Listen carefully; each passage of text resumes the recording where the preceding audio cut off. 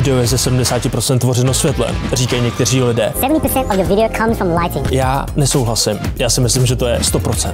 Dokážu. Takhle vypadá video s dobrým světlem. A takhle vypadá video bez světla. Hej, kdo zas nezaplatil tu elektřinu?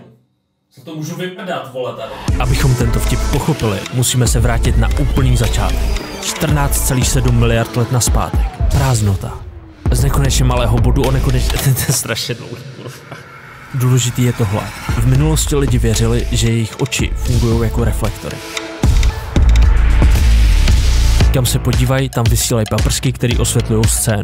Něco jako je dneska ray tracing ve hrách nebo ve 3D softwarech. Ale dnes jsme jako lidstvo o trochu dál. A tak si nebojíme si přiznat, že to, co vidíme, jsou pouze fotony odrážející se od objektů a dopadající na naše sítnice. Foton je částice světla. Mechanickým ekvivalentem naší sítnice je senzor kamery.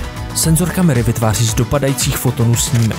Video je tvořeno 25 takto vyrobenými snímky za vteřinu. Co ale dopadá na senzor kamery, když není světlo? Nic. A proto 100% videa je tvořeno světlem. Sleduj mě pro více vtipů.